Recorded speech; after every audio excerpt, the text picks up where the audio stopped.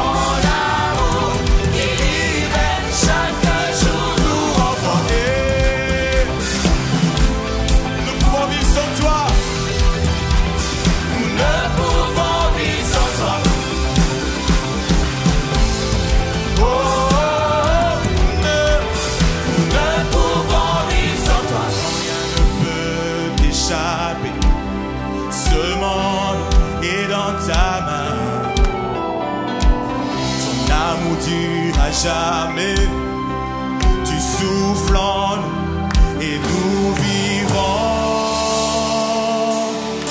Nous déclarons que rien sur la terre n'égale ton amour, tu es saint Dieu, nous ne pouvons vivre sans ton amour, si précieux,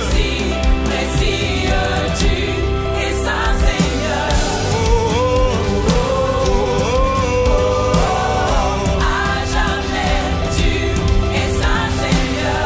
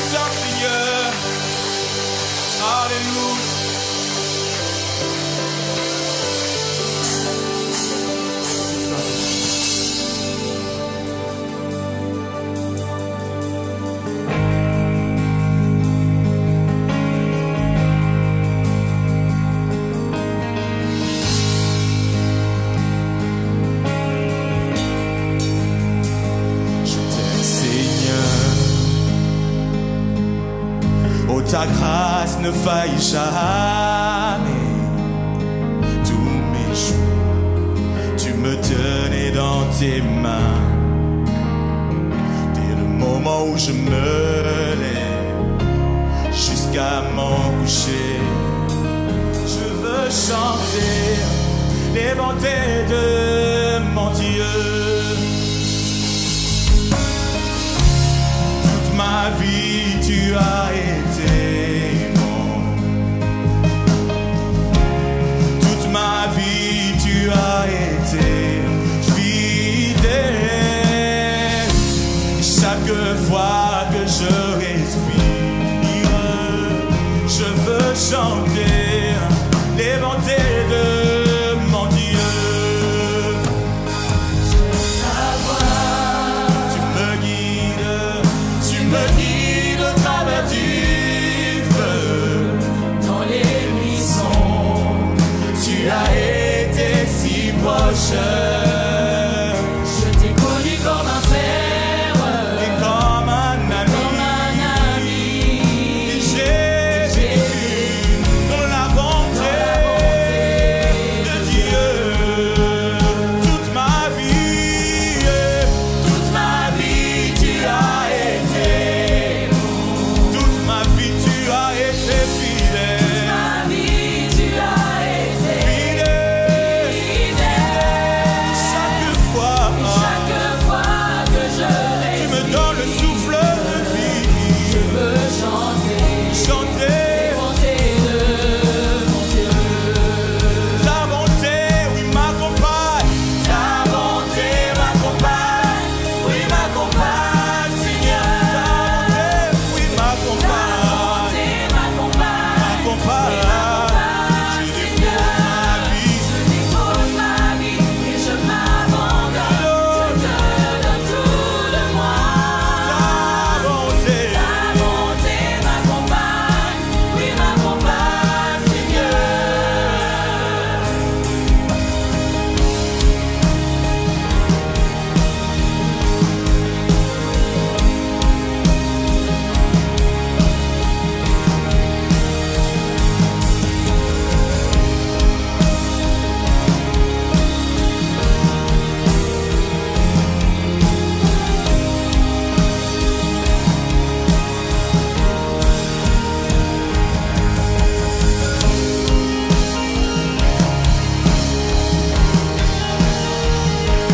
je te donne tout de moi.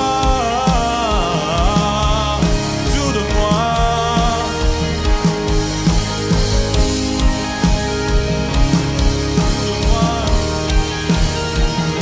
Tout de moi, Seigneur.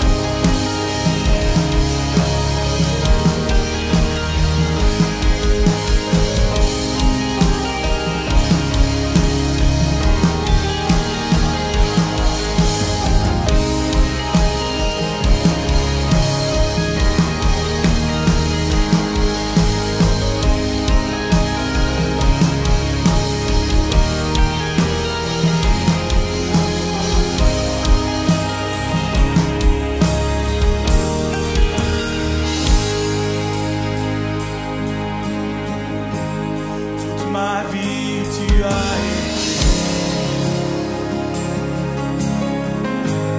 Toute ma vie, tu as été fidèle. Chaque fois que je respire, je veux chanter les bontés de mon Dieu. Toute ma vie, toute ma vie, tu as été bon. Toute ma vie, toute ma vie, Toute ma vie tu as été fidèle. fidèle. Chaque fois que je respire, Chaque fois que tu je me donnes le souffle de vie. je veux chanter Laisse-moi encore te les chanter. bontés de Toute ma vie,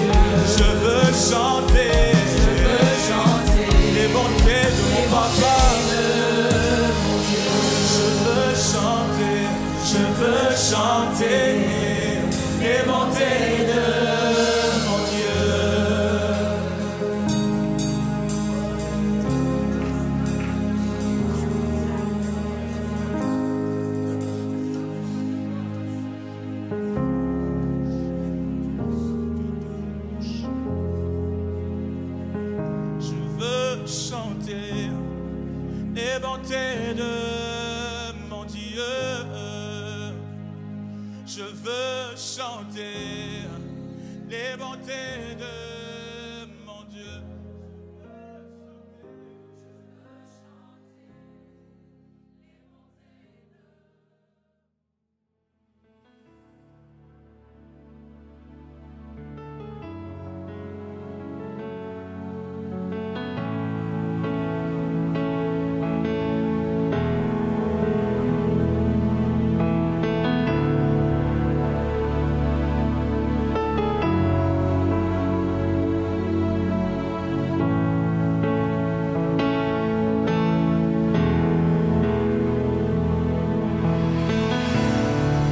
Oh, quelle paix dans ce moment, dans le calme de ta présence, quand le bruit faiblit et tu parles à mon âme. Tu as toute mon attention, fais-moi entendre ta voix, je ne veux rien manquer. Seigneur, mon cœur désire plus de toi, mon cœur recherche ta face, alors je cède à toi. Tout en moi est ému par ton amour, captivé par qui tu es. Conduis-moi à te connaître plus sans cœur. Je veux m'approcher de toi, laisser mes peurs derrière moi. Seigneur, viens toucher ma vie à nouveau. Oh, oh, oh, oh, oh, oh, oh, oh.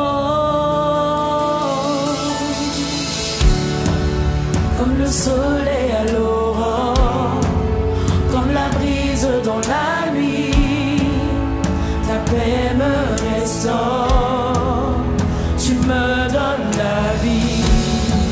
Il n'y a aucune hésitation dans ton amour, ton affection, rien n'est comparable.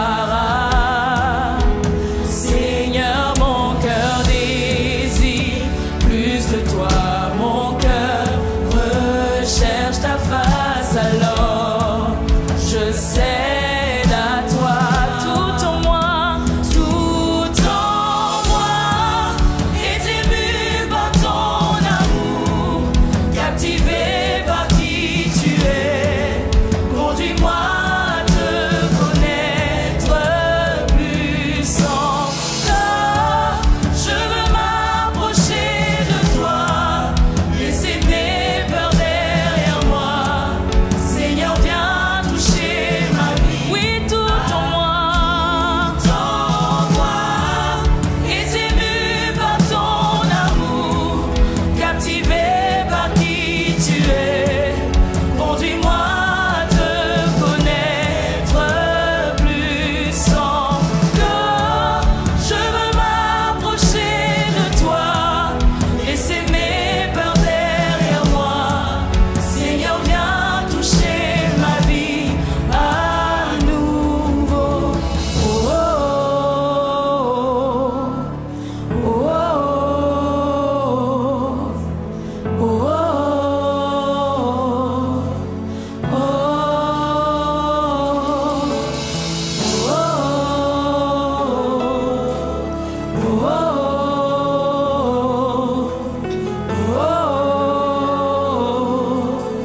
oh, à toi j'ouvre mon cœur, Seigneur. À toi j'ouvre mon cœur à jamais. Donc fais ce que toi seul sais faire. Jésus, viens régner dans ma vie. À toi j'ouvre mon cœur, Seigneur.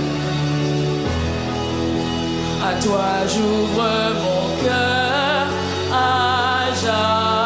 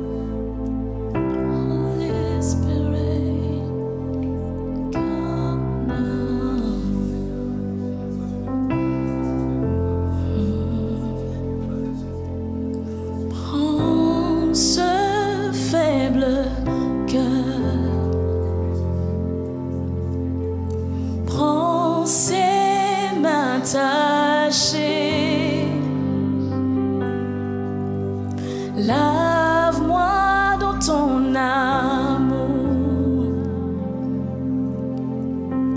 Viens comme la grâce.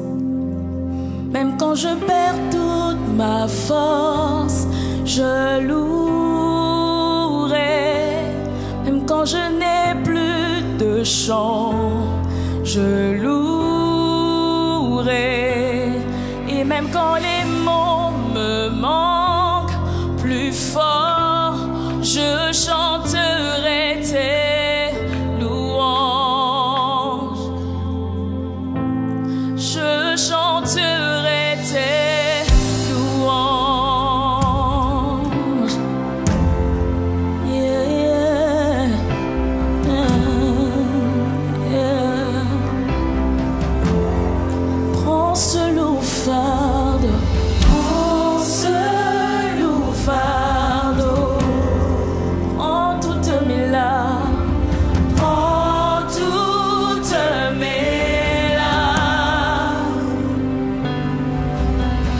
Garde-moi dans l'épreuve, oui viens comme l'espoir, viens comme l'espoir. Même quand je perds le combat, je louerai. Même quand la douleur est forte, je louerai. Quand chanter n'a plus de sens, plus fort, je chanterai tes louanges. Oh, oh, je chanterai tes louanges. Oh, oh, je chanterai tes louanges. Oh, oh, je chanterai tes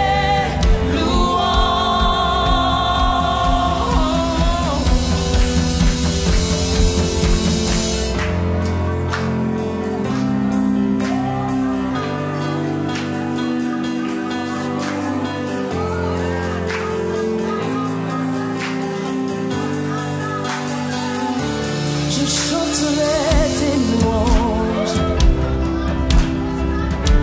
Qu'il pleuve, qu'il neige, je chanterai tes louanges. Qu'il pleuve, qu'il neige, je chanterai tes louanges. Peu importe les situations, moi je chanterai tes louanges.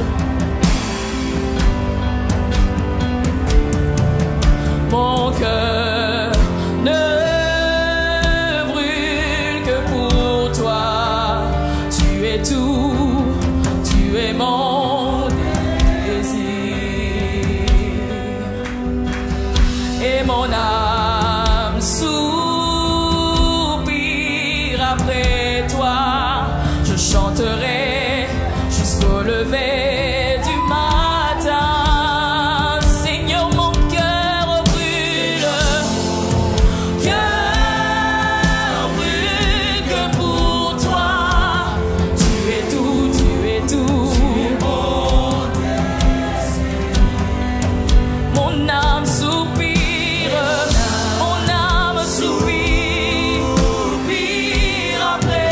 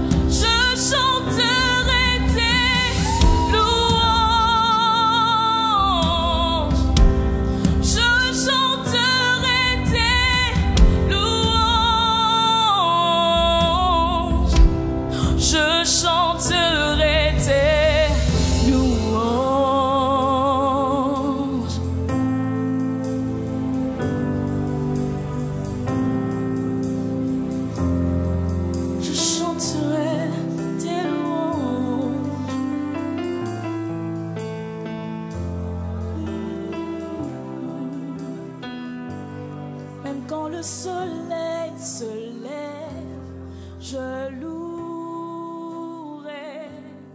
Même quand le combat est gagné, je louerai. Quand mon temps sur terre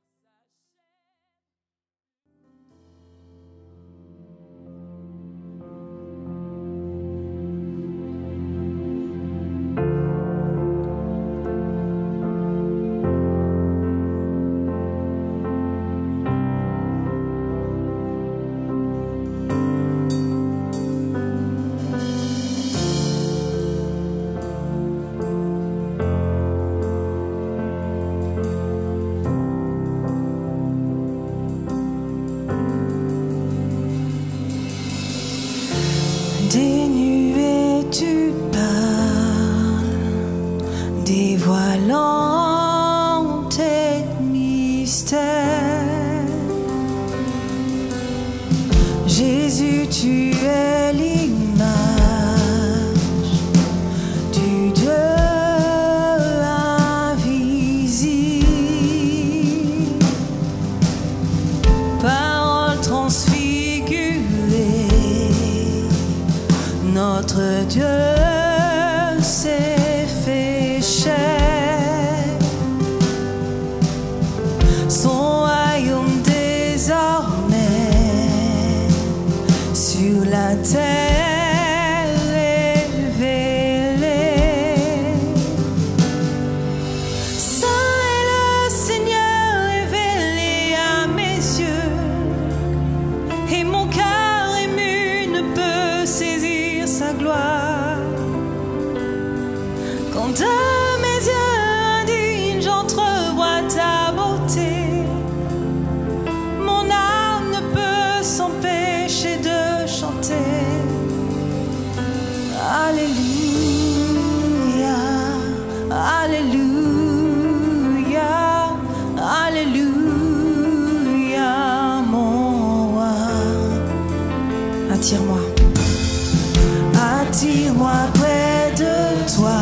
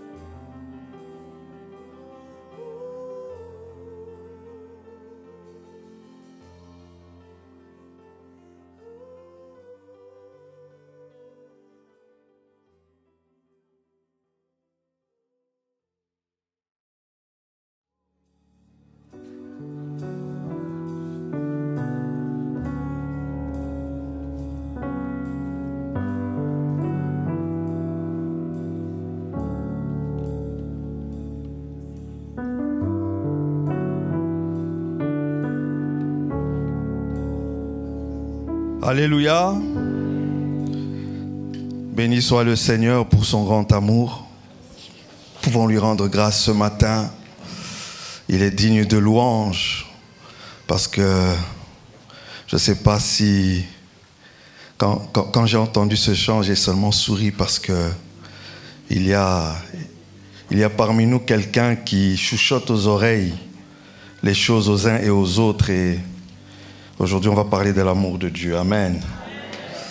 Que Dieu bénisse le groupe de louanges pour ce chant merveilleux et tout le ministère qu'ils accomplissent. Que Dieu bénisse aussi l'équipe de la technique qui est fidèle au poste et tous les autres qui sont fidèles à leur poste. Je salue ma sœur Karine qui est là. Carole plutôt, qu'est-ce que je dis? Oh là là, je me trompe toujours avec les prénoms. Et mon épouse me sauve souvent. Bonjour Carole.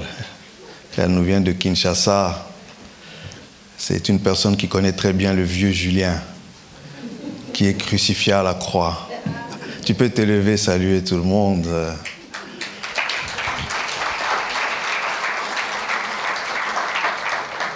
Donc comme elle est là, elle est seulement en train de rendre gloire à Dieu, parce que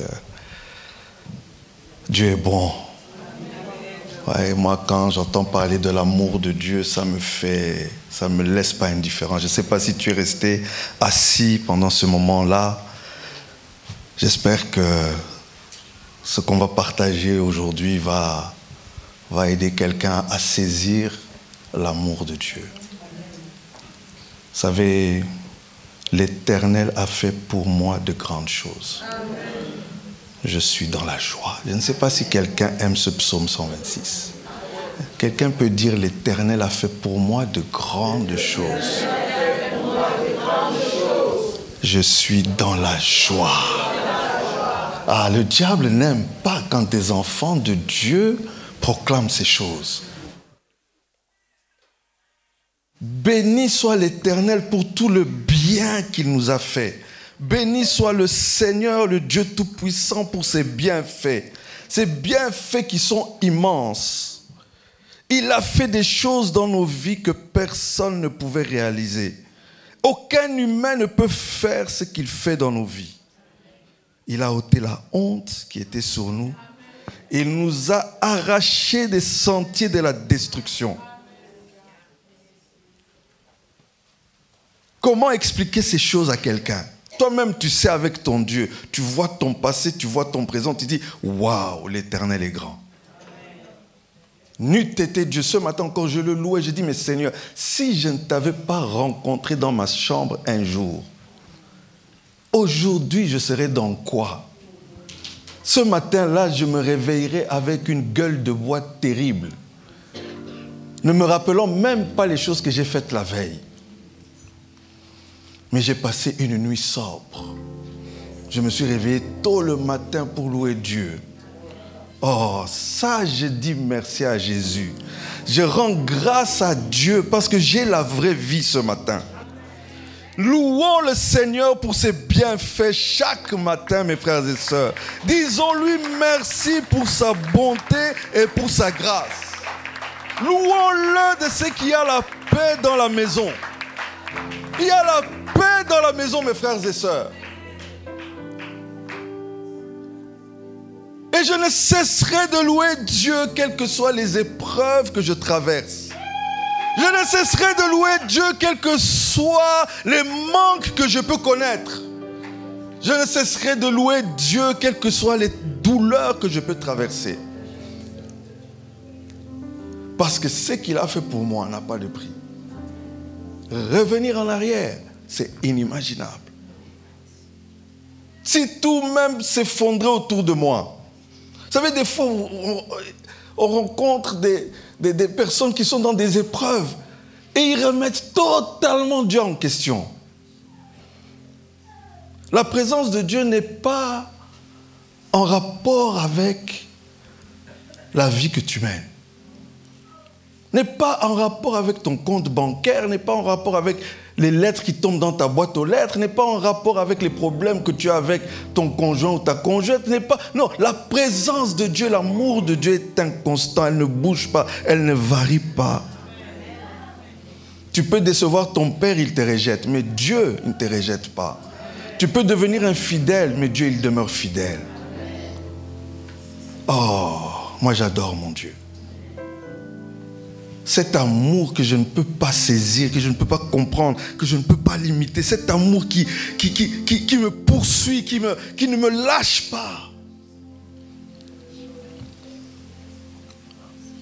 Oh, béni soit l'Éternel pour son amour. Béni soit l'Éternel pour son amour. Béni soit l'Éternel pour son amour. Béni soit l'Éternel pour son amour. Béni soit l'Éternel pour son amour. Béni soit l'Éternel pour son amour. Béni soit l'Éternel ce matin pour son amour. Le peuple de Dieu proclame: béni soit l'Éternel pour sa bonté, pour sa grâce et pour ses faveurs.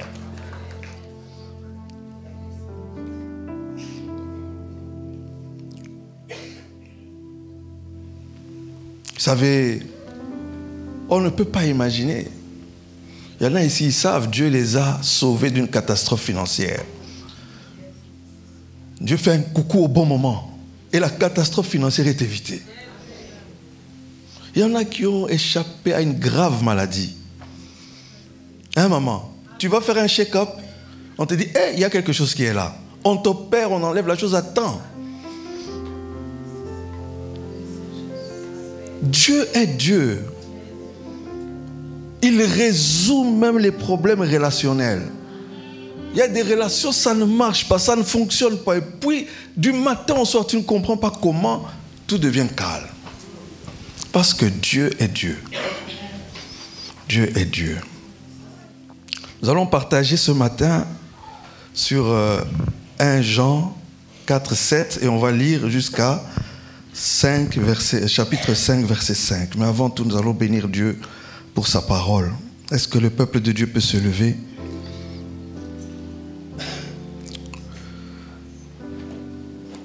Seigneur Jésus, nous voulons te dire merci. Merci pour ta parole. Parce que ta parole nous guérit. Ta parole que tu envoies, Seigneur, est une parole qui nous fortifie dans nos êtres intérieurs. Ta parole est une lumière sur notre sentier et une lampe à nos pieds. Ta parole, Seigneur, ta parole est notre soutien. Et nous avons besoin de ta parole ce matin. Oh Seigneur Jésus, je prie pour que chacun reçoive son pain ce matin, Seigneur. Moi y compris, Père éternel. Je ne suis rien, Seigneur. Ton peuple est tout. Je ne suis rien, Père éternel, mais tu es Dieu. Et je me remets pleinement entre tes mains, Seigneur, pour que ton conseil sorte de ma bouche. Seigneur, tu peux faire au-delà même de ce que j'ai préparé. Tu peux faire même au-delà de ce qu'il y a dans mon cœur. Je prie pour que ton Esprit Saint agisse au milieu du peuple de Dieu. Comme au temps du Tohu-Bohu, il se mouvait sur les eaux. Mais que la parole crée des choses. Que ta parole, Seigneur, amène des choses qui ne sont pas à l'existence. Que ta parole, Père éternel, apporte la vie là où il y a la mort. Que ta parole, Seigneur, et qui est une lumière, chasse les ténèbres. Que ta parole, Père éternel, oh mon Dieu, fortifie l'âme de quelqu'un ce matin. Je te le demande, Père éternel, dans le nom précieux de Jésus-Christ. Dans le nom précieux de Jésus-Christ. Amen. J'ai un chant qui résonne dans mon cœur depuis tout à l'heure, mais on va le chanter après. Il faut avancer, le temps est avancé. On peut avoir 1 Jean 4, verset 7, on va lire jusqu'au chapitre 5. Ceux qui étaient bien-aimés, aimons-nous les uns les autres, car l'amour est de Dieu, et quiconque aime est né de Dieu et connaît Dieu. Celui qui n'aime pas n'a pas connu Dieu, car Dieu est amour. L'amour de Dieu a été manifesté envers nous en ce que Dieu a envoyé son Fils unique dans le monde, afin que nous vivions par lui. Et cet amour consiste non point en ce que nous avons aimé Dieu, mais en ce qu'il nous a aimés et a envoyé son Fils comme victime expiatoire pour nos péchés. Bien-aimés, si Dieu nous a ainsi aimés, nous devons aussi nous aimer les uns les autres. Personne n'a jamais vu Dieu. Si nous nous aimons les uns les autres, Dieu demeure en nous et son amour est parfait en nous. Nous connaissons que nous demeurons en lui et qu'il demeure en nous, en ce qu'il nous a donné de son esprit. Et nous avons vu et nous attestons que le Père a envoyé le Fils comme sauveur du monde. Celui qui confesse que Jésus est le Fils de Dieu, Dieu demeure en lui et lui en Dieu. Et nous avons connu l'amour que Dieu a pour nous et nous y avons cru. Dieu est amour. Et celui qui demeure dans l'amour demeure en Dieu et Dieu demeure en lui. Tel il est, tel nous sommes aussi dans ce monde. C'est en cela que l'amour est parfait en nous, afin que nous ayons de l'assurance au jour du jugement. La crainte n'est pas dans l'amour, mais l'amour parfait bannit la crainte. Car la crainte suppose un châtiment, et celui qui craint n'est pas parfait dans l'amour. Pour nous l'aimons, parce qu'il nous a aimés le premier. Si quelqu'un dit « j'aime Dieu » et qu'il haïsse son frère, c'est un menteur. Car celui qui n'aime pas son frère qu'il voit, comment peut-il aimer Dieu qu'il ne voit pas? Et nous avons de lui ce commandement, que celui qui aime Dieu aime aussi son frère. Et nous avons de lui ce commandement, que celui qui aime Dieu aime aussi son frère. On continue. Quiconque croit que Jésus est le Christ est né de Dieu. Et quiconque aime celui qui l'a engendré aime aussi celui qui est né de lui. Nous connaissons que nous aimons les enfants de Dieu lorsque nous aimons Dieu et que nous pratiquons ses commandements. Car l'amour de Dieu consiste à garder ses commandements. Et ses commandements ne sont pas pénibles. Parce que tout ce qui est né de Dieu triomphe du monde. Et la victoire qui triomphe du monde, c'est notre foi. Qui est celui qui a triomphé du monde? Sinon celui qui croit que Jésus est le Fils de Dieu. Amen. Est-ce que nous pouvons acclamer pour la parole de Dieu?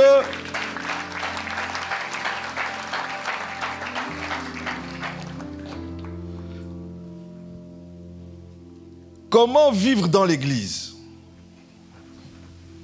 Comment vivre dans l'Église? Comment marcher selon la volonté de Dieu dans nos relations les uns envers les autres? C'est très important, mes frères et sœurs. Dieu dit, aimons-nous les uns les autres. Et c'est un commandement de Dieu de vivre dans l'amour.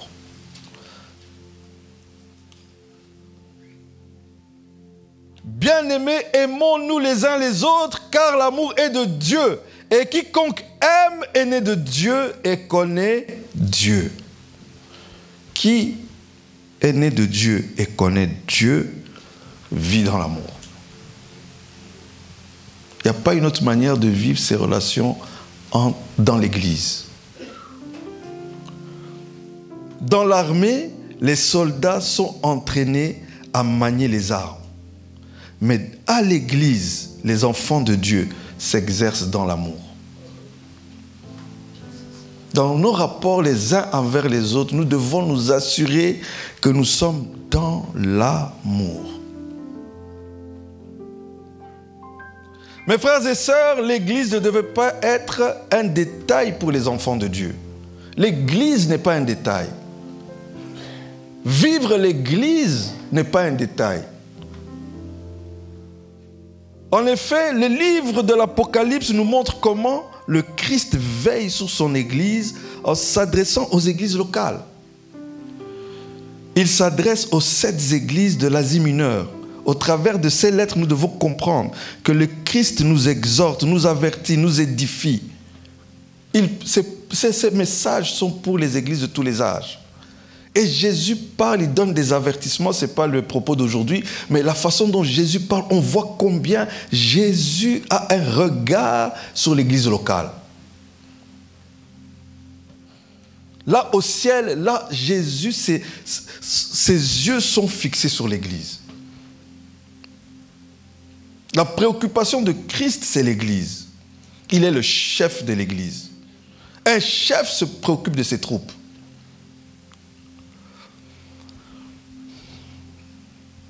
Et je veux dire à quelqu'un aujourd'hui, il faut te repentir si tu ne vis pas l'église.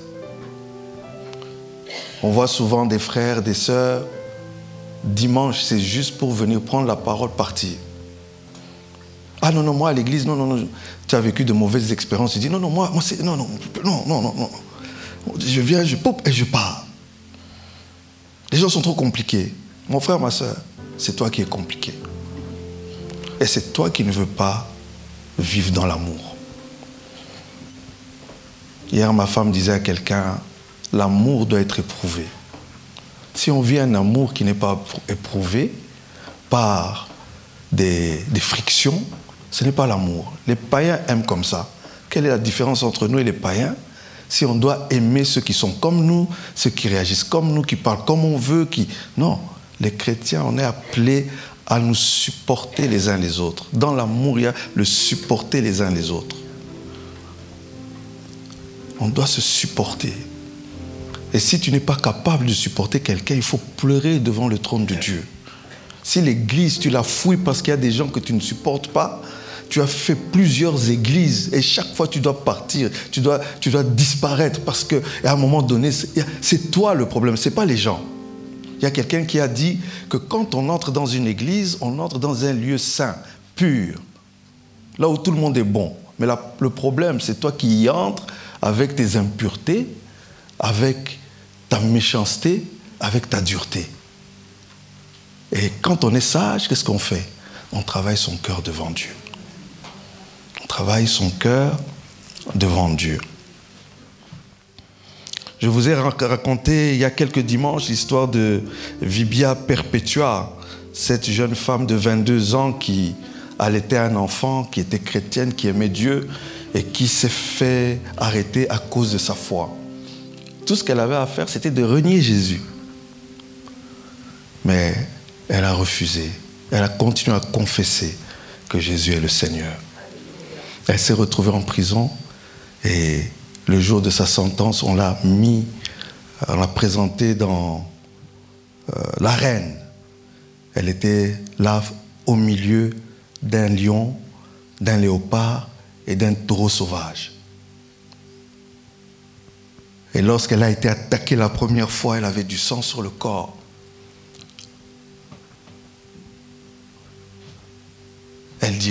Elle criera à haute voix vers les chrétiens de sa communauté qui étaient assis dans un coin.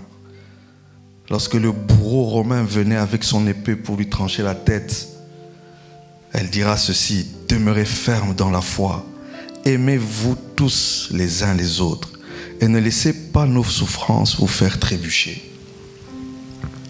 Les épîtres n'étaient pas encore écrits.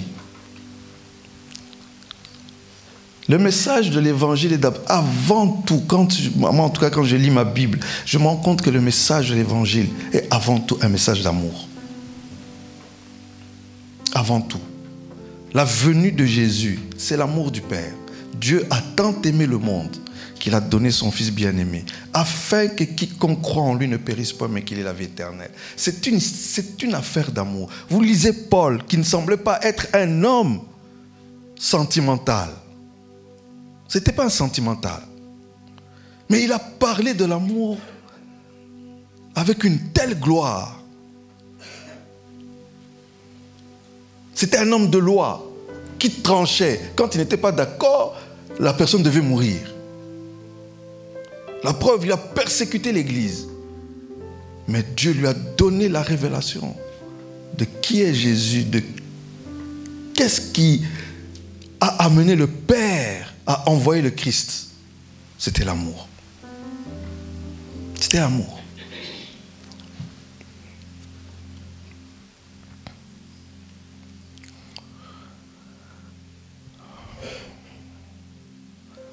Comment sommes-nous appelés à vivre notre foi chrétienne? Comment sommes-nous appelés à vivre l'Église? Au verset 9, il est écrit « L'amour de Dieu a été manifesté envers nous, en ce que Dieu a envoyé son Fils unique dans le monde, afin que nous vivions par lui. » Jésus est la résurrection et la vie. Tout commence avec Jésus d'abord. Recevoir la vie de Jésus. Le reconnaître comme Seigneur et Sauveur. L'accepter comme celui qui dirige ta vie. Accepter sa parole comme étant la vérité.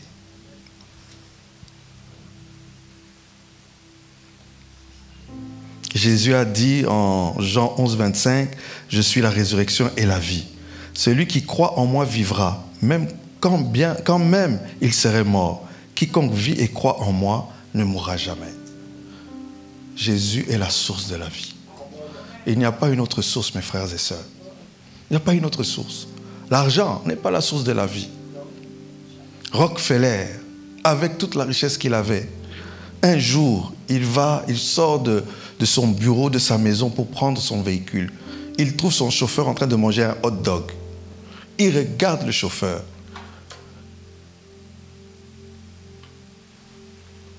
Alors qu'il avait été opéré, on lui avait enlevé toute une grande partie du côlon. Il était sous un régime compliqué. Plein de choses, il ne pouvait pas manger. Et je crois que ça faisait des années qu'il n'avait pas mangé un hot dog. Je ne sais pas, les Américains, avec le hot dog, qu'est-ce qu'ils ont?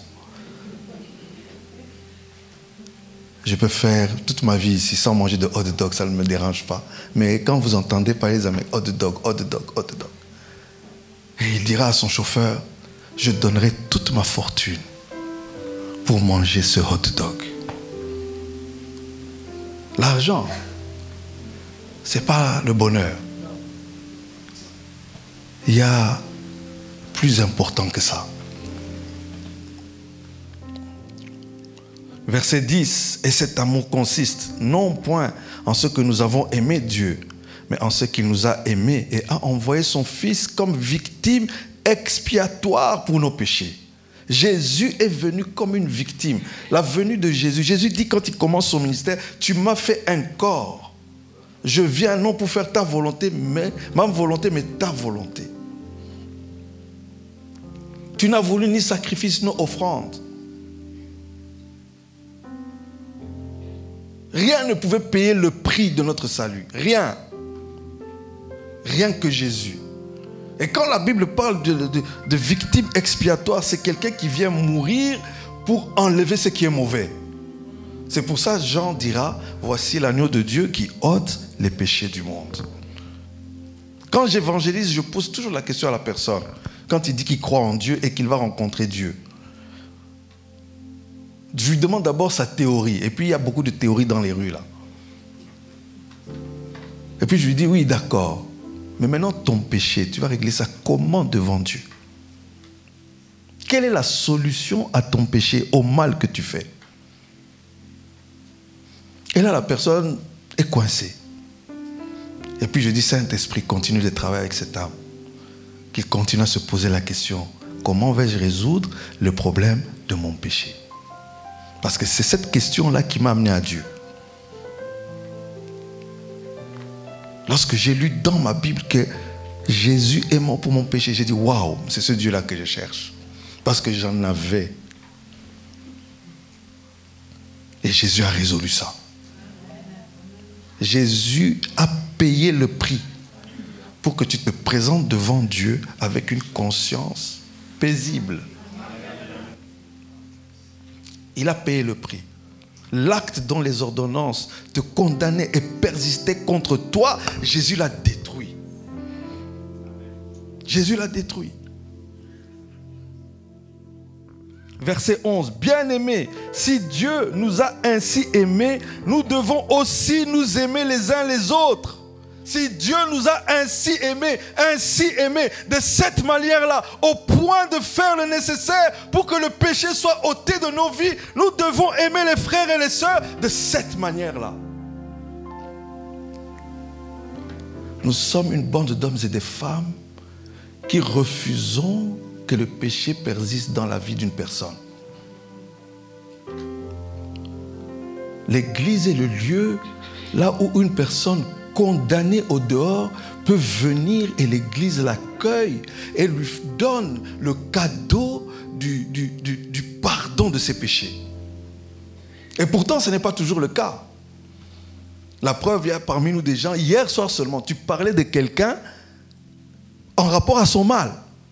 Peut-être même que le frère, la sœur a déjà fait le travail devant Dieu, a déjà décidé de ne plus jamais produire la même chose, mais toi, tu es toujours là-dessus. Et quelqu'un qui vient d'arriver à l'église, il apprend ça, il a peur d'un frère, il a peur d'une sœur. Pourquoi? Parce que tu es allé raconter des choses qu'il ne fallait pas raconter. En aimant comme Dieu nous a aimés, c'est-à-dire en expiant les... Nous devons aimer les autres comme Dieu nous a aimés, c'est-à-dire en expiant les péchés de notre prochain. Dans l'église locale, le pardon doit être la marque déposée de ceux qui marchent avec Christ. Pardonner est notre mode de vie. Nous accrocher au mal qu'on nous a fait, c'est un danger. La prière que Jésus nous a laissée, notre Père qui es aux cieux, que ton nom soit sanctifié, que ton règne vienne. Donne-nous aujourd'hui notre pain de ce jour. Pardonne-nous nos offenses, comme nous pardonnons à ceux qui nous ont offensés. Quand tu viens devant le Père demander le pardon de tes péchés, assure-toi que tu as pardonné à tous ceux qui sont autour de toi. C'est la marque déposée du chrétien.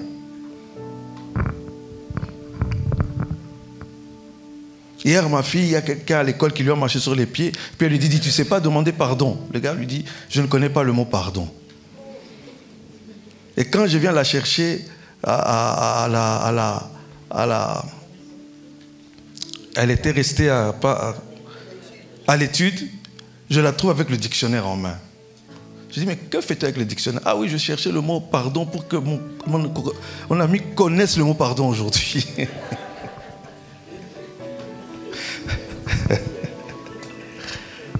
Nous devons connaître le pardon. Nous devons connaître le pardon. On doit pardonner à nos épouses. On doit pardonner à nos maris. On doit pardonner à nos enfants. On doit pardonner, mes frères et sœurs. Il n'y a pas de vie chrétienne sans pardon. On doit pardonner à un collègue qui nous a fait du mal. Même s'il ne comprend pas le pardon que tu lui donnes, mais toi, tu lui donnes le pardon. Tu lui donnes le pardon. Nous ne gardons pas les yeux sur les péchés des frères et des sœurs. Qui es-tu, toi qui juges un serviteur d'autrui? S'il se tient debout ou s'il tombe, cela regarde son maître, ça ne te regarde pas. Ça regarde son maître.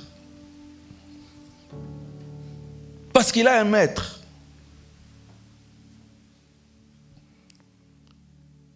Mais il se tiendra debout. Ça, c'est la promesse de Dieu. Dieu s'arrangera pour que son serviteur se tienne debout. Je fais le ministère avec un frère. Je me rends compte que le frère a un problème. Mon espérance, c'est que Dieu travaille son cœur. Que Dieu le transforme. Et le jour où je vois que c'est acquis, je rends gloire à Dieu. Ah Seigneur, tu es vivant. Tu es puissant. Comme tu l'as fait pour moi un jour, tu viens de le faire pour quelqu'un d'autre. C'est ça la vie chrétienne. Mais il se tiendra debout car le Seigneur a le pouvoir de l'affermir. Je ne sais pas comment tu vis ta vie chrétienne. Moi, je vis avec un Dieu qui m'a fermé. Et il m'a fermé puissamment. Mes frères et sœurs, comme je suis là devant vous, je suis affermi puissamment. Dieu fait son œuvre dans ma vie. Et c'est vrai, des fois, je regarde derrière, je dis, ah, ce problème est derrière. Je rends grâce à Dieu. Waouh, Seigneur, tu m'as encore libéré, tu m'as encore délivré. Et il y a encore des problèmes que j'ai, ne vous inquiétez pas, des problèmes que j'ai que je ne connais même pas encore. Mais en avançant avec Dieu, un jour Dieu va dire, ouvre tes yeux là. Puis je vais dire, bon Seigneur, à partir d'aujourd'hui, c'est terminé. Croyant que je suis capable de m'en sortir. Et puis, boum, je retombe encore. Ah, pardonne-moi Seigneur, pardonne-moi Seigneur. Puis je dis, non Seigneur, aujourd'hui, toi œuvre. Viens Jésus, fais ton œuvre. La meilleure manière de s'en sortir, c'est Jésus, viens faire ton œuvre. Je t'ouvre mon cœur. C'est pour ça que j'aime avoir des temps de jeûne. Parce que je sais que le jeûne, il y a des démons là, ils te laissent tranquille que quand tu jeûnes. Alors il faut jeûner, il faut prier, il faut pleurer, il faut demander à Dieu la transformation, le changement, l'avancement. Ça se demande au Seigneur. Ça se demande au Seigneur. Et Dieu fait son œuvre. Quand tu lui ouvres la porte, quand tu dis, Seigneur, vas-y, fonce, attaque, combat, arrange, détruis, déracine. Ah, Jésus, il aime ça. Ah, Jésus, il aime ça. Mais pour autant qu'on lui laisse faire. S'il y a une chose que je refuse, c'est une fille chrétienne sans changement dans ma vie. Ça, je dis non à Dieu. Dès le début de ma vie chrétienne, quand j'ai constaté qu'il y avait des péchés, mes frères, il y a des péchés, ça te colle à la peau. C'est comme si, ancestralement, on avait dit, il y aura un Julien qui va venir, il sera comme ça. Mais ces péchés-là, mon frères et sœurs, j'ai vu la gloire de Dieu là-dedans. Et je bénirai Dieu toute ma vie. Ce n'est pas les choses de ce monde qui m'intéressent. C'est que Dieu fait dans mon cœur. C'est ma plus grande richesse. Ça, le diable ne me le volera pas. Me ramener en arrière. Quel est le problème qui va m'amener dans ma vie? Me ramener en arrière. Ah, mes frères et sœurs. Il faut chérir l'œuvre de Dieu dans sa vie. Et si Dieu n'a pas encore fait une œuvre dans ta vie, mon frère, ma soeur, je suis là pour te demander, te supplier, t'exhorter, que le Seigneur te délivre des liens du diable au nom de Jésus-Christ.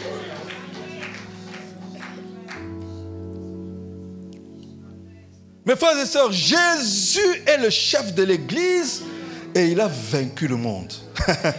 Donc il est tout terrain. En haut, dans tous les terrains.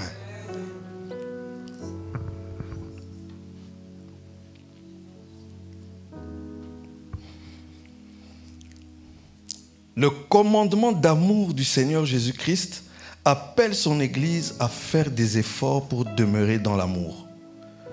Prier pour l'expiation des péchés des frères et des sœurs est la mission de l'Église. Quand tu vois, Dieu t'a déjà établi quelque part. Dieu t'a amené quelque part. Tu vois un frère, tu vois une sœur dans une faiblesse, dans une difficulté, dans quelque chose qui n'honore pas Dieu. Prie pour elle. Prie pour elle. Demande à Dieu sa faveur pour cette âme. Et si tu vas lui parler après avoir prié, après t'être rempli de la gloire de Dieu. Parce que les pécheurs sont compliqués.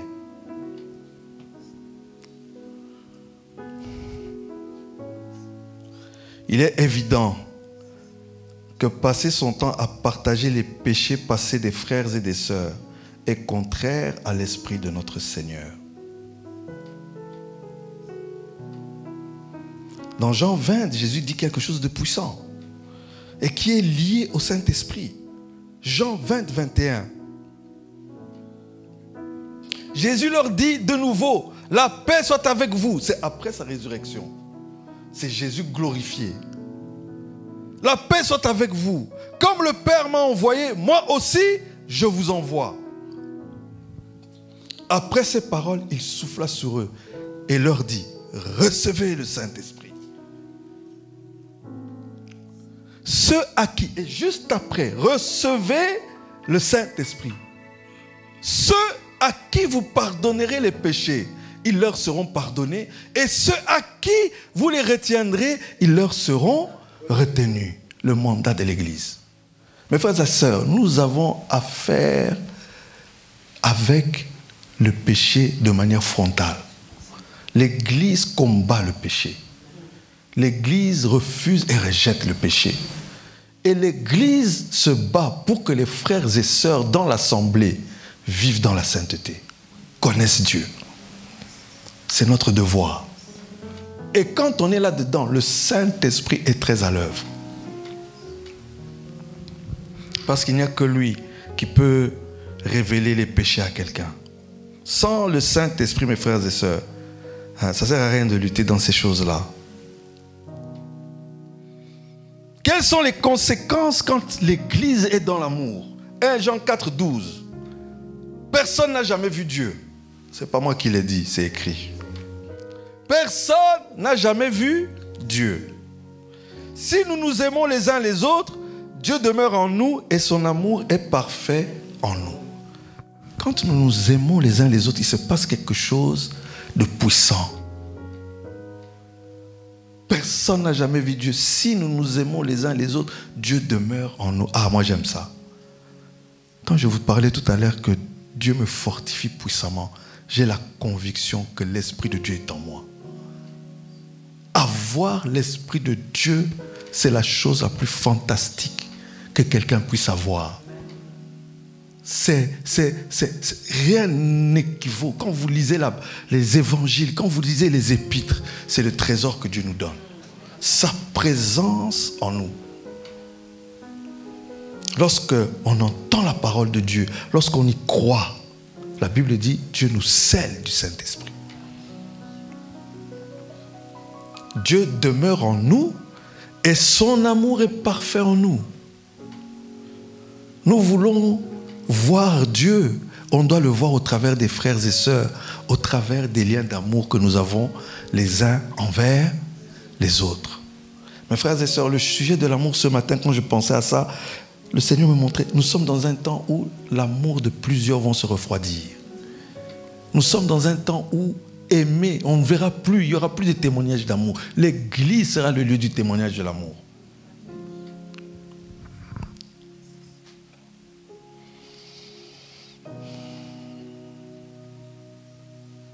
Dieu est présent au travers de chacun de nous. Regarde ton voisin. Tu vois Dieu au travers de ton voisin. C'est pas ailleurs. Ah oui. C'est au travers de ton voisin. Il y avait dans une prison, je ne sais pas si le chrétien était chrétien et puis se retrouvait en prison. Il y a des choses qui arrivent parfois aux chrétiens. Ou il est devenu chrétien en prison, mais il paraît que c'était un homme de foi. Et il aimait tellement Jésus qu'il évangélisait tout le monde. Il a touché plusieurs. Mais il y avait un prisonnier qui apparemment il n'arrivait pas à atteindre. Mais une personne qu'il a évangélisé, qui est venue à Jésus, qui aimait Jésus, est allé évangéliser ce gars-là. Un criminel de haut niveau. Le criminel lui dit, ton Jésus là, j'aurais bien aimé croire en lui, mais il est invisible. Comment veux-tu que je croie en quelqu'un que je ne vois pas? Alors, l'évangéliste là s'est retrouvé coincé. Il a prié le Saint-Esprit. Et le Saint-Esprit lui dit, dis-lui que c'est l'autre prisonnier là-bas, celui dont je vous ai parlé au début. Dis-lui que c'est lui, Jésus. Il lui dit, Jésus c'est lui. Le gars le regarde. Mais cette personne avait une telle vie. Il vivait comme Jésus. Il pouvait donner sa ration de nourriture quand quelqu'un la lui demandait. Vous savez, en prison, la nourriture, ta ration, là, c'est la richesse. Mais lui, il était capable de donner sa ration. Il faisait tellement de bien. Alors, le prisonnier méchant et dur qu'il était, il dit que c'est lui Jésus. Il dit oui, c'est lui Jésus. Et Jésus, alors oui, si c'est lui, je veux bien croire en Jésus. Et là, mes frères et sœurs, c'est à cela que nous sommes appelés. Dans l'amour, on peut refléter Dieu. On peut refléter Dieu. C'est ce que nous enseigne la Bible. C'est ce que nous enseigne la parole. Que dans tous nos actes, envers qui que ce soit, nous nous assurons que nous agissons dans l'amour et pas autrement.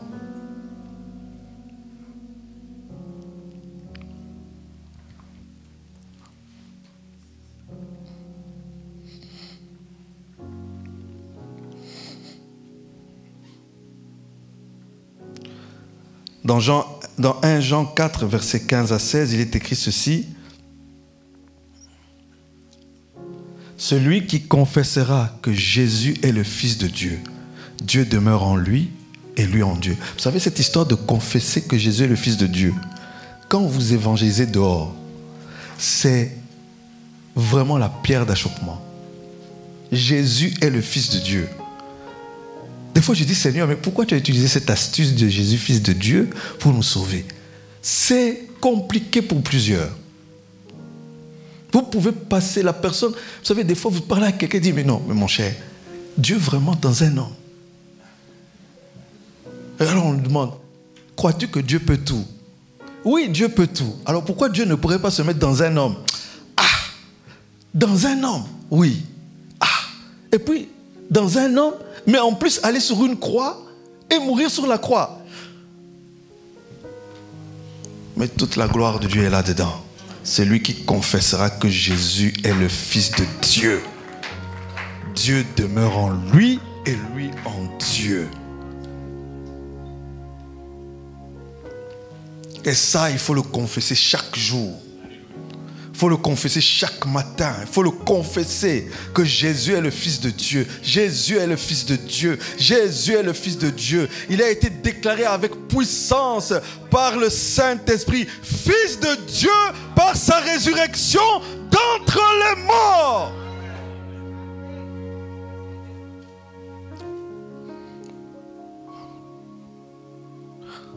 Dieu demeure en lui et lui en Dieu.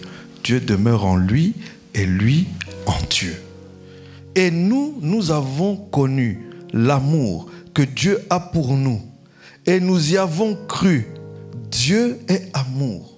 Deuxième mention en quelques lignes. Dieu est amour. Jean a cette révélation puissante de qui est Dieu.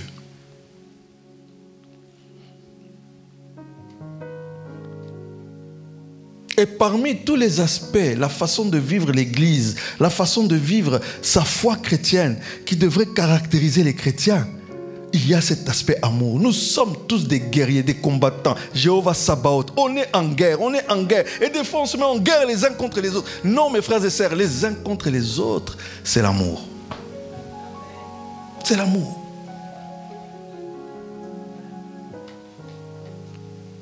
J'aime mon frère et j'aime ma sœur. Je lui fais confiance.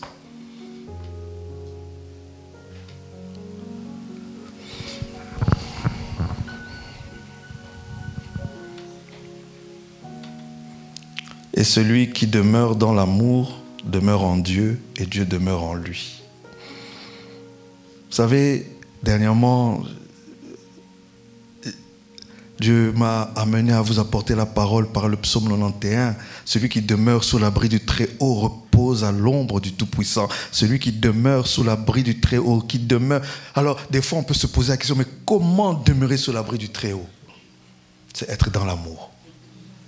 Confesse que Jésus-Christ est Seigneur et demeure dans l'amour. Quand tu demeures dans l'amour, mon frère, ma soeur, Dieu te conduira sur le rocher que tu ne peux atteindre de toi-même.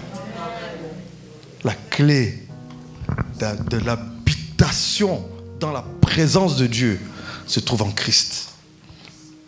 Il n'y a pas d'autre moyen. Ne te complique pas la vie, je dois faire. Confesse Jésus-Christ Seigneur. Aime Jésus, marche selon le commandement de Christ. Aimez-vous les uns les autres. C'est ça le commandement de Jésus.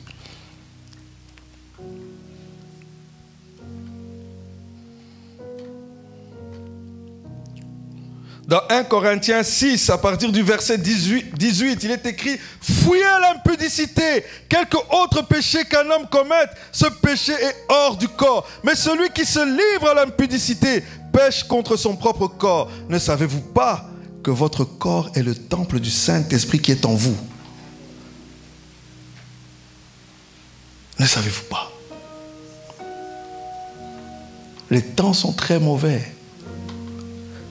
Il y a des puissances démoniaques tellement impures dans l'air, mes frères et sœurs.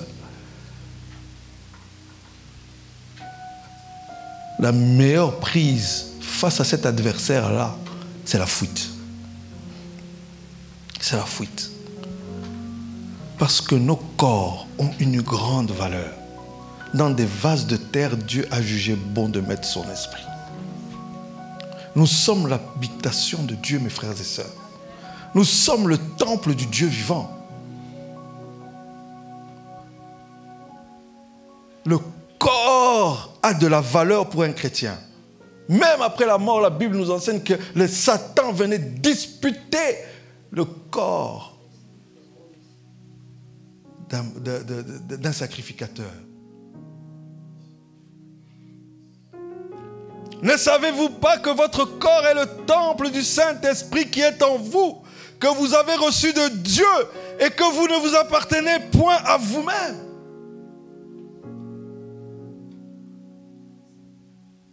Nous avons été rachetés par le sang de Christ.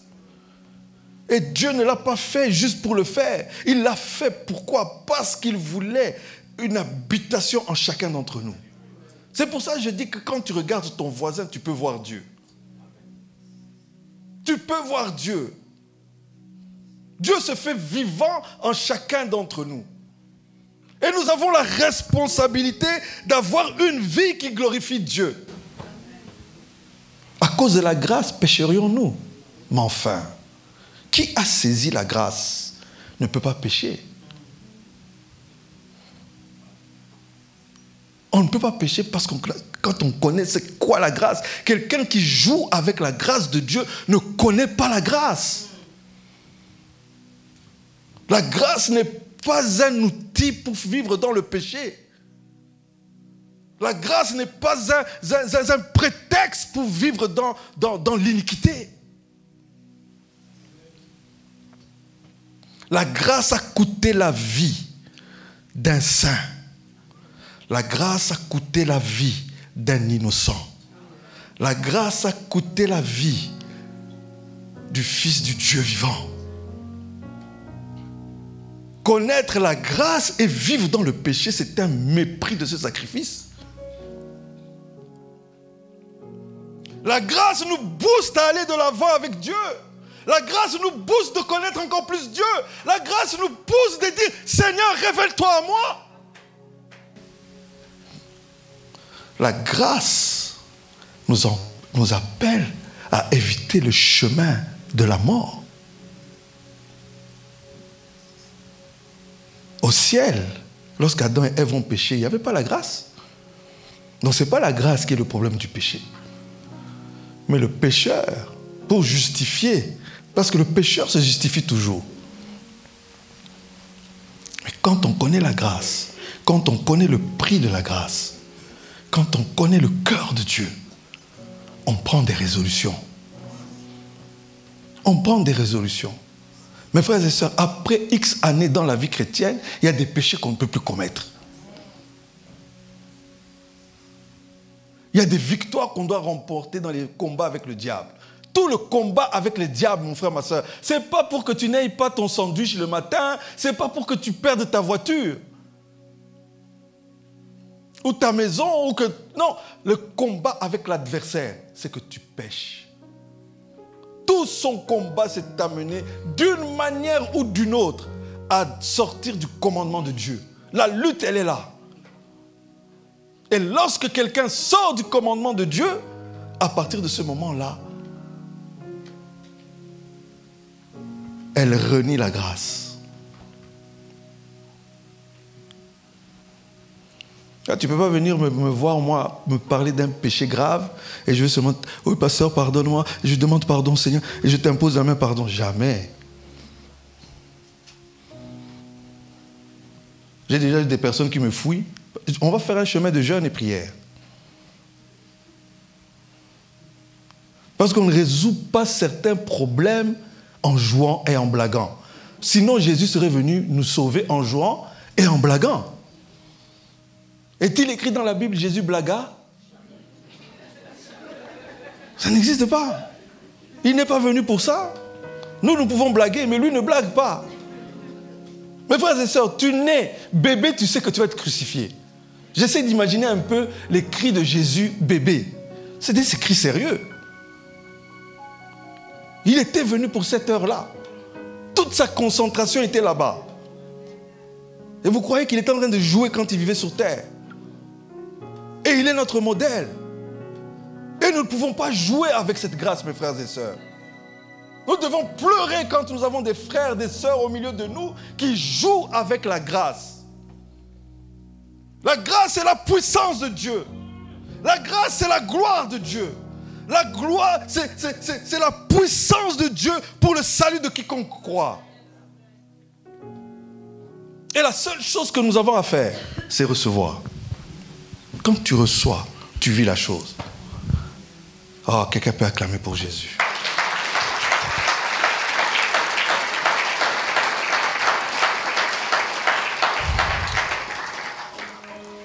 Car vous avez été rachetés à un grand prix.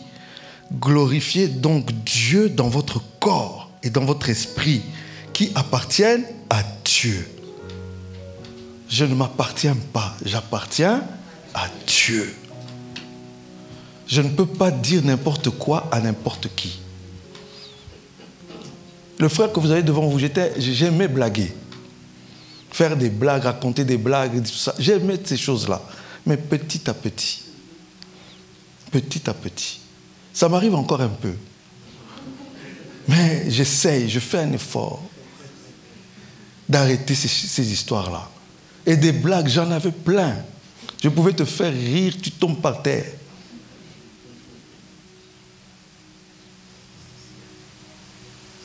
Mais la grâce, c'est trop sérieux. C'est très sérieux. Et comme je disais dimanche passé, mardi, quand on marche avec Jésus, on marche dans un chemin qui est étroit.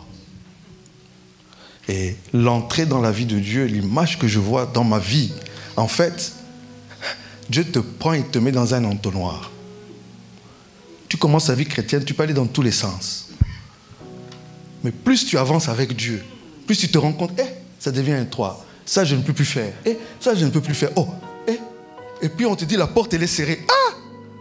Tu te rends compte que je dois passer par là pour continuer. Et puis le Seigneur t'appelle. La vois-tu, Seigneur m'appelle, prends ta croix et viens, suis-moi. Tu joues d'abord autour de la porte. Puis un jour tu dis, bon Seigneur, je n'ai pas le choix, j'avance. Et tu te retrouves dans un chemin qui est étroit et serré. Avant, je pouvais me mettre en colère contre ma femme. Aujourd'hui, mes frères, c'est même interdit. Je ne peux pas me mettre en colère contre ma femme. Et les colériques ici, mes frères et sœurs, vous avez intérêt à changer. Parce qu'il n'y a que la colère de Dieu qui est sainte et justifiée. La colère de Dieu, elle est sainte et justifiée. Ta colère, elle n'est pas sainte. Et généralement injustifiée. C'est pour ça qu'il faut changer. Quand tu marches avec Dieu, tu dois comprendre qu'il y a des choses. Ma soeur, tu te mets en colère contre ton mari. Et quand tu te mets en colère, même, tu ouvres grand les yeux.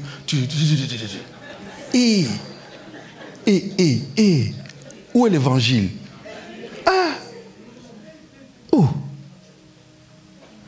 Femmes, soyez soumises à vos maris comme vous l'êtes au Christ. Tu peux parler à ton mari avec douceur. Mon chéri, pourquoi tu as fait ça? Tu peux répéter ça même toute la journée. Mais avec douceur et respect. Si à midi il n'a pas encore compris, répète encore. À 17h il ne comprend pas. Avec douceur et respect. J'ose espérer qu'une sœur est délivrée de l'esprit de colère. Et toi aussi, mon frère, tu n'échappes pas. Hein?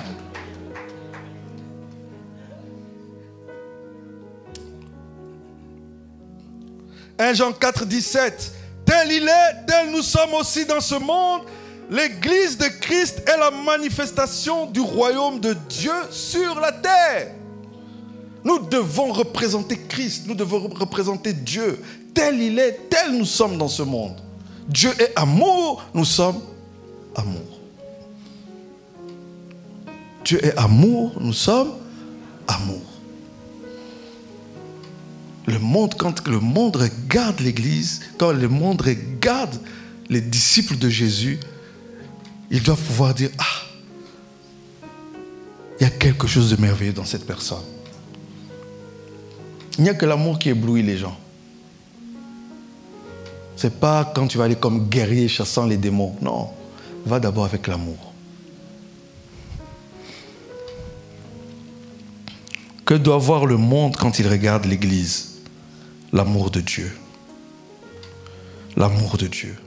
Et vous voyez Jésus, quand il a commencé son ministère, il dira, repentez-vous, car le royaume de Dieu s'est approché de vous. Le royaume, Jésus vient avec un royaume qui doit se manifester sur la terre des hommes. Certes, nous sommes ici entre nous là maintenant, mais toute notre vie, nos vies sont à l'extérieur. Nous passons la plupart de notre temps à l'extérieur. Et nous sommes appelés à manifester le royaume partout où nous sommes. Et en tout cas, je crois, une des caractéristiques principales. Il y a beaucoup de facettes d'un chrétien. Mais je crois que la principale, c'est l'amour. C'est l'amour. Que quelqu'un qui ne s'est jamais senti aimé sente l'amour de Dieu pour lui ce matin.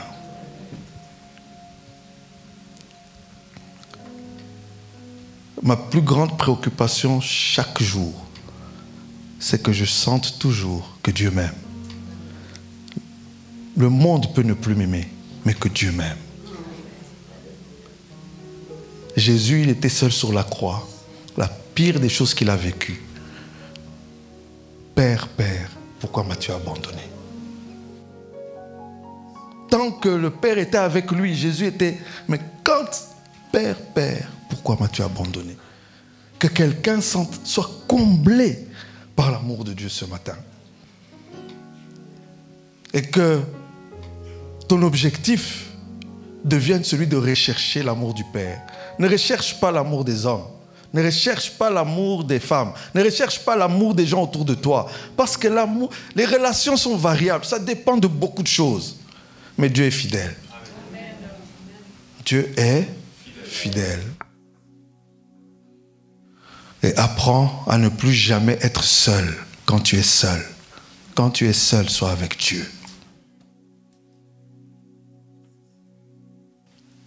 Mes frères et sœurs, il est important de connaître l'amour de Dieu que Dieu a pour chacun d'entre nous. Le monde en est totalement ignorant. Le diable a réussi. Vous savez, quand on sort évangéliser, souvent vous entendez les gens, ils vous font savoir que quand parfois ils arrivent à dire que Dieu existe, ils vous disent, mais non, mais Dieu ne nous aime pas. S'il nous aimait, pourquoi il permet ça? Pourquoi il permet ça?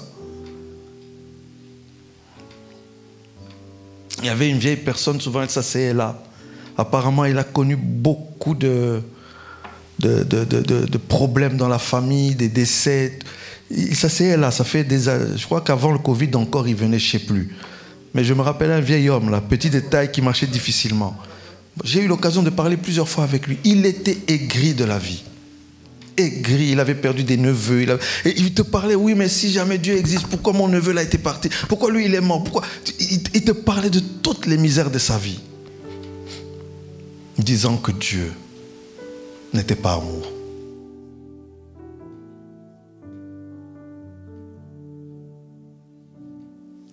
Tel il est, tel nous sommes aussi dans ce monde. Pas dans l'église, dans ce monde. C'est important de le savoir. Sois comme Dieu doit être à ton travail. Qu'un jour, si un frère débarque là-bas, qu'il n'entende pas les gens en train de dire, te critiquer, dire que tu es méchant, que tu es dur, que tu es difficile.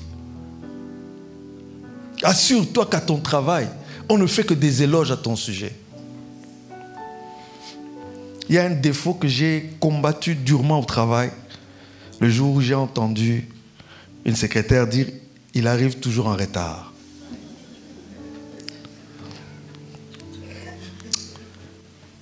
Je suis rentré à la maison du Seigneur, pardonne-moi. C'est ça ma réputation. Seigneur, pardonne-moi. Et j'ai fait des efforts, j'arrive à l'heure. Parce qu'il faut veiller à ce que ta réputation soit quelque chose de positif. Sois quelque chose de bien. Sois quelque chose d'encourageant. Et quand il y a quelque chose qui est mauvais, il ne faut pas accuser les gens. Va, mets-toi à genoux, prie. S'il y a une chose que j'ai appris, c'est de ne plus condamner les tiers. C'est d'abord moi le problème. Quand tu vis comme ça, tu règles ta vie. Mais si c'est toujours tel m'a fait du mal, tel a fait ceci, tel cela, tu ne changeras pas. Papa Paulin, n'est-ce pas? Surtout nous qui responsables des ministères, tout ça, des fois tu dois décider, tu décides dans la justice de Dieu en défaveur de quelqu'un et la personne t'en veut à vie. Mais oui.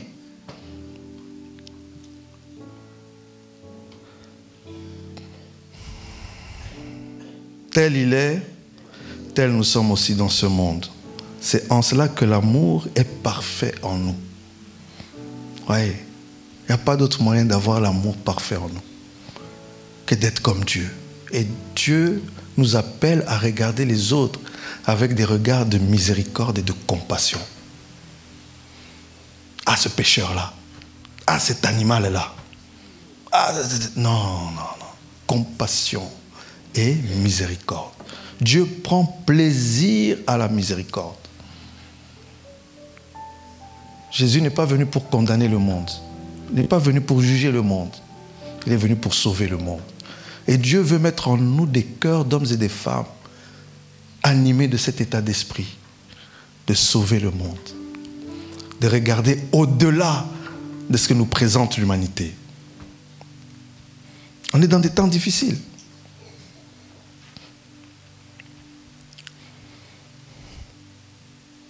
Tel il est, tel nous sommes aussi dans ce monde. C'est en cela que l'amour est parfait en nous, afin que nous ayons de l'assurance au jour du jugement. Afin que nous ayons de l'assurance au jour du jugement. Le jour où nous allons mourir, on va nous mettre sous terre. La poussière retournera à la poussière. Mais la vraie personne, le vrai moi, j'ai un rendez-vous quelque part avec Dieu. C'est ce que nous enseigne la Bible. Et la Bible nous parle d'un trône de jugement.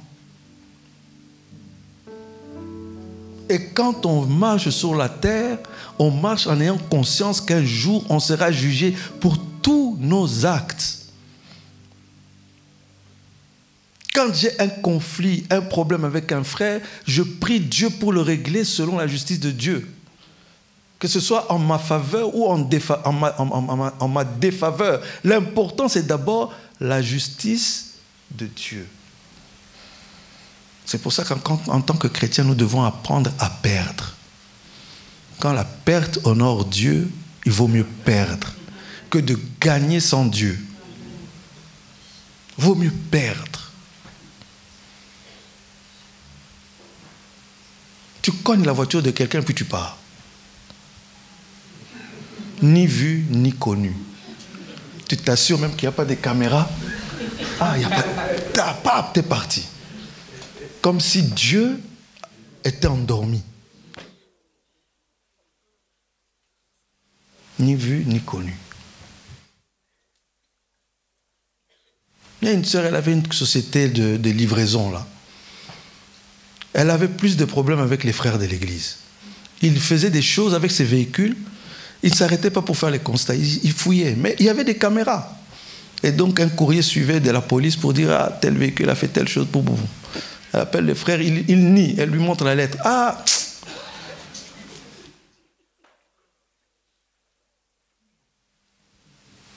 La justice de Dieu. Quand on aime, on marche dans la justice de Dieu. Quelqu'un qui marche dans l'amour peut perdre, pourvu que Dieu soit gagnant.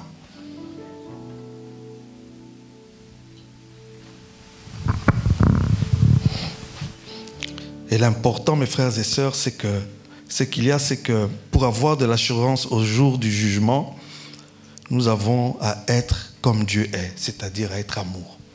Le jour du jugement, ceux qui passeront, à qui Jésus dira « bon et fidèle serviteur », ils auront la marque de l'amour.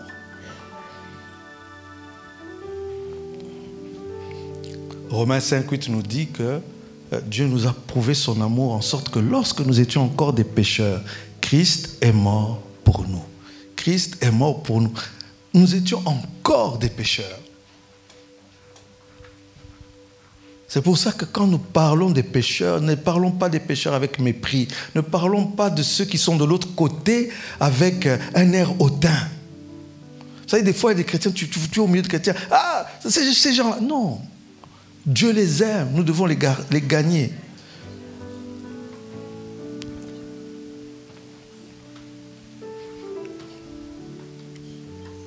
Nous devons être miséricordieux et compatissants envers les pécheurs.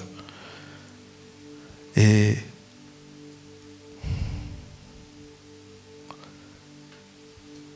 Dieu ne s'est pas contenté de nous regarder du haut du balcon. Il est venu lui-même. Il s'est donné lui-même. Quand on aime, on pose des actes. On ne peut pas aimer sans poser des actes. Quand on aime, on pose des actes. Et j'ai parlé tout à l'heure du pardon. Parce que sans pardon, il ne peut pas y avoir d'amour. Parce que quand les gens se fréquentent, il y a toujours quelque chose qui se passe. Des malentendus, on n'y peut rien, c'est comme ça. L'autre va comprendre mal ce que l'autre a dit. Ça vient, c'est inévitable. Mais quand tu dis oui, Seigneur, voilà, d'accord, puisque tu dis que je dois pardonner, bon, Seigneur, d'accord, ok, je pardonne. Mais il ne faut pas t'arrêter là. Il faut agir. Il faut agir. Parce que la foi sans les œuvres, la Bible nous dit, elle est morte. Si tu as la foi que tu as pardonné à quelqu'un, agis. Pose un acte. Montre à la personne que tu l'aimes, malgré le mal qu'elle t'a fait. Demande à Dieu la grâce. Je sais, tu as vécu quelque chose de très grave. Mais demande à Dieu. Si Dieu, moi je crois, la Bible, on a lu tout à l'heure, ces commandements ne sont pas pénibles. Je crois que Dieu est capable de nous donner, d'aller au-delà. Il y a une dame aux États-Unis, quelqu'un a tué son fils. Il a tué avec une arme à feu, je crois, il a tué. Un innocent. Ce n'est pas qu'ils sont dans des gangs différents, non. Un innocent. La mère a commencé à aller voir cet assassin en prison régulièrement. Elle allait le voir régulièrement. Elle lui a dit, je t'ai pardonné. Tu as tué mon fils, mais tu seras comme mon fils. Elle lui a apporté l'évangile. Il s'est donné à Christ. Après un certain nombre d'années, il est sorti de prison. Et elle continue avec cet homme comme si c'était son fils. Quand je lis des choses comme ça, je me dis, mon Dieu, toi, parce que quelqu'un ne t'a pas dit bonjour.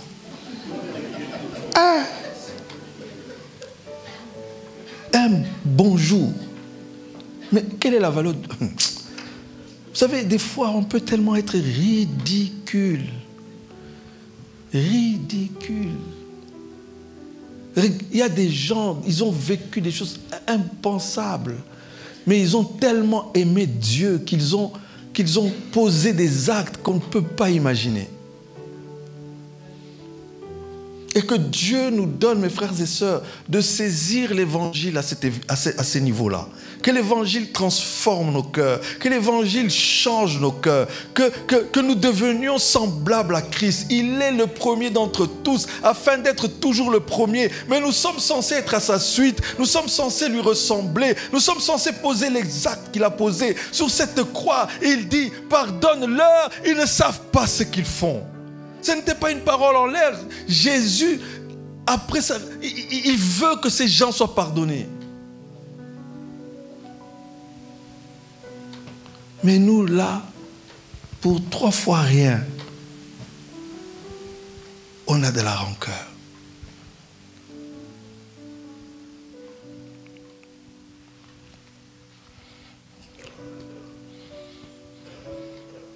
Comme le corps sans âme est mort, de même la foi sans les œuvres est morte. Tel il est, tels nous sommes aussi dans ce monde. C'est en cela que l'amour est parfait en nous, afin que nous ayons de l'assurance au jour du jugement. Le verset suivant, la crainte n'est pas dans l'amour, mais l'amour parfait bannit la crainte. Car la crainte suppose un châtiment, et celui qui craint n'est pas parfait dans l'amour. Vous savez, c'est troublant parfois l'évangile. Parce qu'à un moment donné, on nous rabâche la tête. Crains Dieu, crains Dieu, crains Dieu, crains Dieu. Le commencement de la sagesse, c'est la crainte de l'Éternel. Crains Dieu, crains Dieu, crains Dieu. Et puis à un moment, tu lis la Bible. L'amour parfait bannit la crainte. Alors on ne sait pas sur quel pied danser. Dois-je craindre? Dois-je bannir la crainte? Dois-je craindre? Dois-je bannir la crainte? Je ne sais pas, la Bible, c'est comme si elle se contredisait. Dois-je craindre? Dois-je bannir la crainte? Comment dois-je vivre ma foi? J'ai passé du temps en prière devant le Seigneur avec la Bible.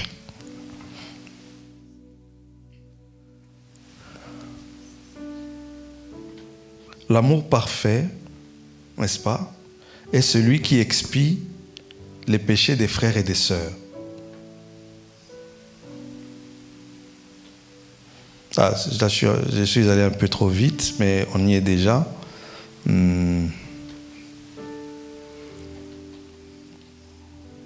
En fait, ce que je retiens de ce que j'ai reçu du Seigneur,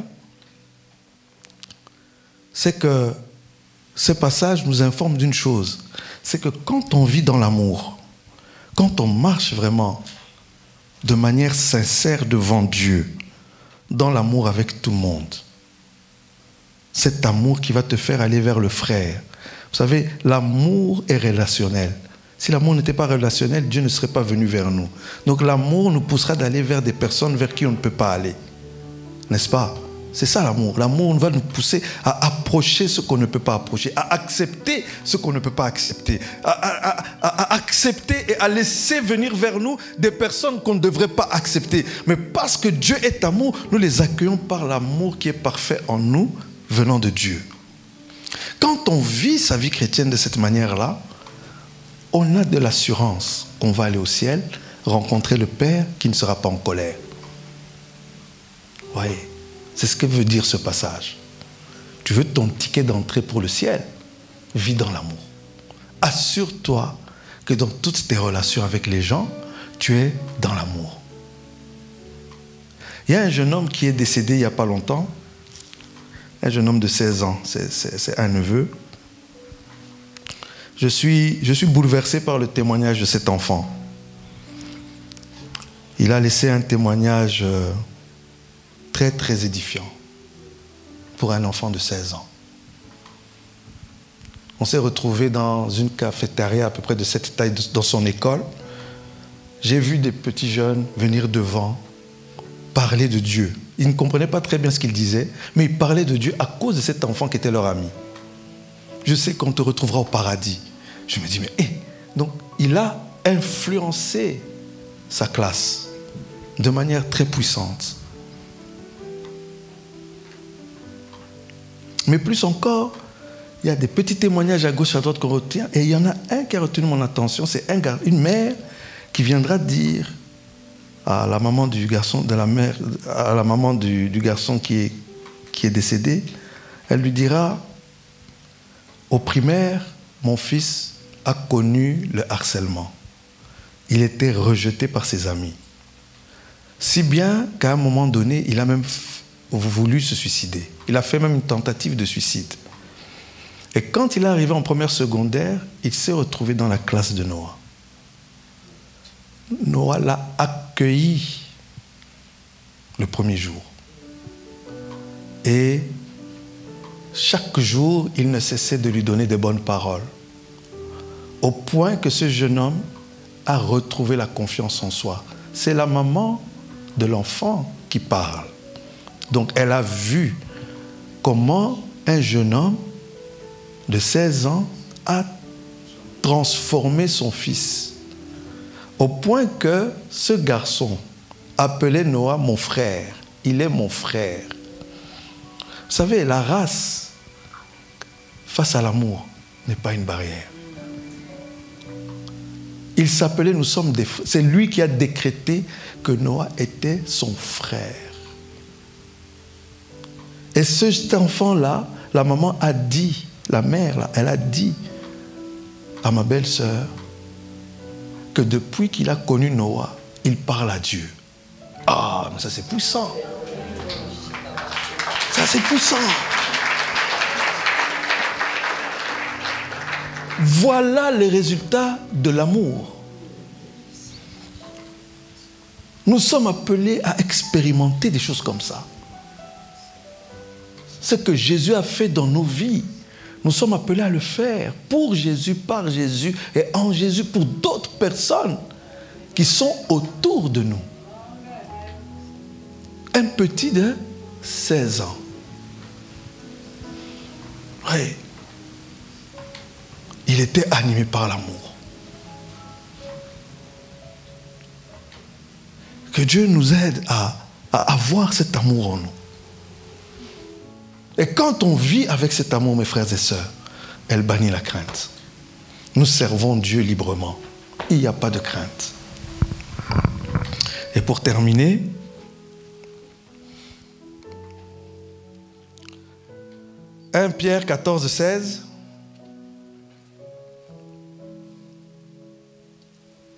s'il vous plaît.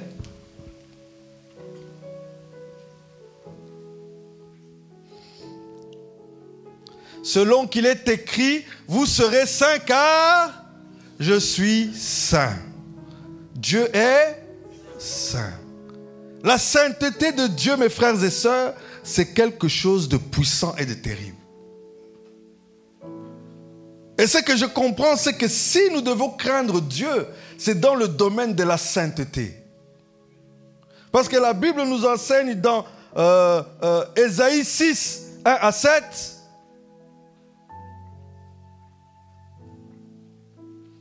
l'année de la mort du roi Osias, je vis le Seigneur assis sur un trône très élevé, mes frères et sœurs. Et les pans de sa robe remplissaient le temple. Des séraphins se tenaient au-dessus de lui.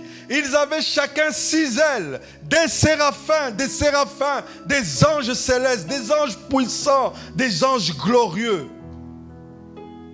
Se tenaient au-dessus de lui. Ils avaient chacun 6 ailes. 2 dont ils se couvraient la face. La crainte de Dieu. On ne peut pas se présenter devant Dieu n'importe comment. On fait attention à comment on se présente devant Dieu. 2 ailes dont ils se couvraient... dont il se couvrait les pieds et 2 dont il se servait pour voler.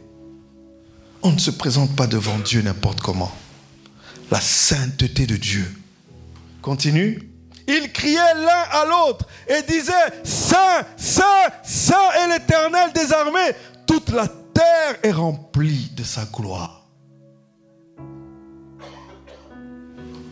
La crainte, elle a affaire à voir avec la sainteté de Dieu. On ne joue pas avec la sainteté de Dieu. Quand on se présente devant Dieu comme un dimanche comme celui-ci, on s'assure qu'on vient devant un Dieu en respectant et en honorant sa sainteté. Il y en a, ils viennent à l'église, ils disent, je vais régler cette affaire avec le frère là, je vais régler cette affaire avec la sœur là. Et tu es là pendant qu'on prêche l'évangile. Ton cœur même ne bouge même pas. Et tu t'étonnes que ta vie ne marche pas. Tu t'étonnes. Il y en a même, ils prennent la Sainte Seine. Avec aucun honneur qui est dû à Dieu. Le Dieu devant qui nous nous approchons est saint. On ne fait pas n'importe quoi devant ce Dieu-là.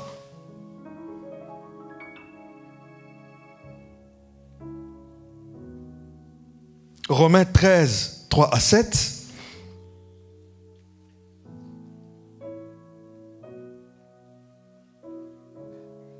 Ce n'est pas pour une bonne action, c'est pour une mauvaise que les magistrats sont à redouter. Veux-tu ne pas craindre l'autorité? Fais le bien et tu auras son approbation. Voyez, il y a une crainte qui est la crainte du pécheur. Mais si tu vis dans l'amour, il n'y a aucune raison de craindre. Mais la crainte dont il est question, c'est du respect de qui est Dieu. C'est de faire attention comment tu marches avec lui. Parce que c'est un Dieu qui peut se mettre en colère. Vous voyez? Mais en dehors de cela, Dieu veut qu'on marche dans l'amour. Tant qu'on demeure dans l'amour, mes frères et sœurs, c'est le plus important, l'amour. Dieu est, tel il est, C'est ça la grâce. C'est ça la grâce. Est-ce que nous pouvons applaudir pour Jésus?